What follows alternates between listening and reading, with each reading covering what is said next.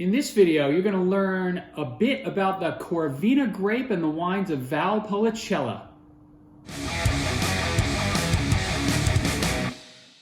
Welcome back to Drinking It In. I'm your host, Chris Casara, and we are here to help you know more and drink better.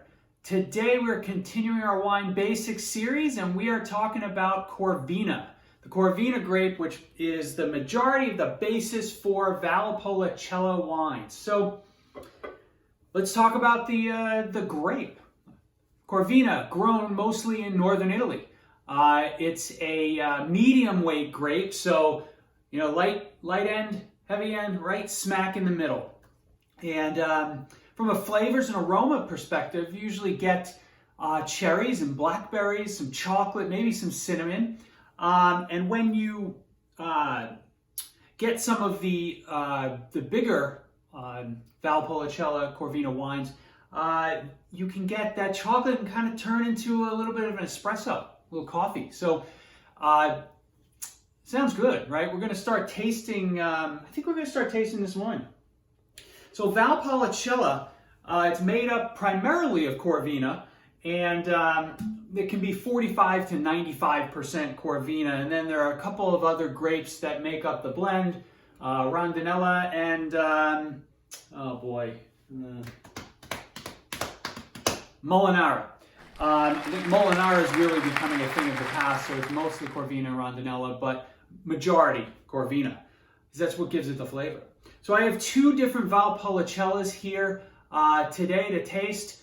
We'll do a little background on the process, as well as give you some recommendations on what you should be eating with these wines. So Valpolicella, this is the Allegrini 2018 Valpolicella. It's a standard Valpolicella, right? One fermentation, nothing crazy going on here. This is going to be the lighter of the two wines. This guy, the Valpolicella Ripasso from Cecilia Beretta, is it's a wine that goes through a secondary fermentation, so it's going to take on a little more weight and perhaps turn that chocolate into espresso. So let's see what each of these brings and go from there. I hope we're all staying safe during this crazy time that we're dealing with, kind of locked up in our homes. I guess what happens when you lock Chris up in his home for a while, he breaks out 2 bottles of Valpolicella. So this guy brings a lot of black cherries to the mix. I'm getting some, it's getting a floral note, which is kind of cool. There's a little pepper in there too, so let's see what the taste is.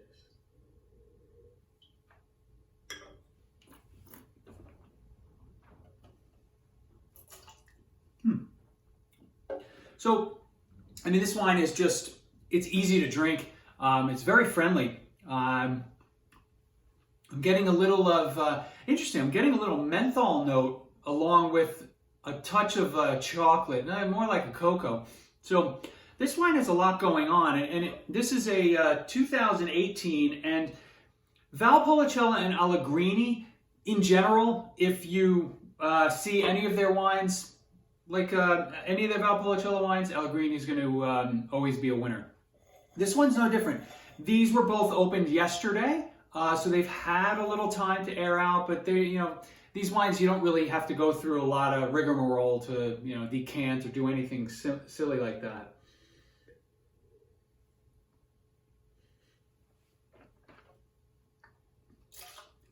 There's a little green pepper on the nose too.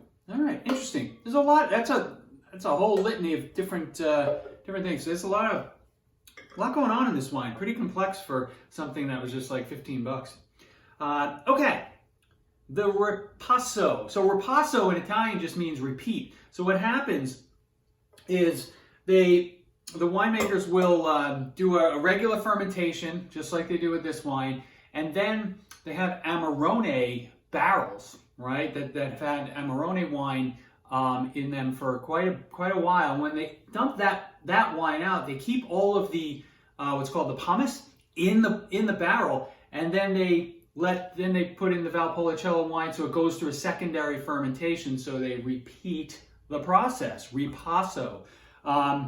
It's going, and then this wine will get, it'll stay for a year in oak too, so there's, it will be heavier. So if this wine is more of a medium weight, this guy is going to be medium with a little bit towards the heavy side. All right, what does this guy smell like? That's funny. This actually smells like coffee. This smells like coffee and blackberries. I don't even know if that makes sense, but it's pretty neat. And there's like a smoky aroma to this. I'm gonna go with like a smoked meat, like a beef jerky.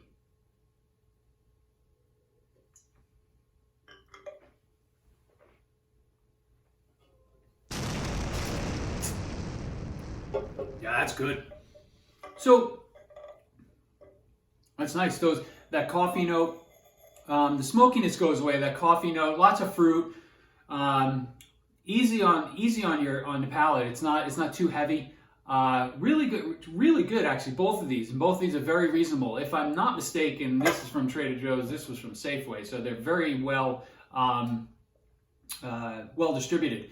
So what do you do what do you eat with these? So on the regular side, the regular Valpolicella, burgers, pizza, you can even go salmon, pork, stuff like that.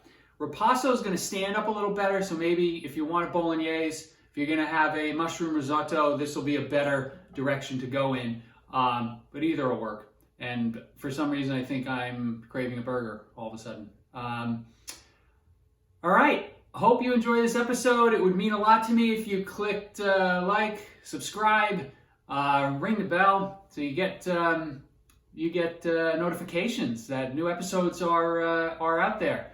I will see you next time.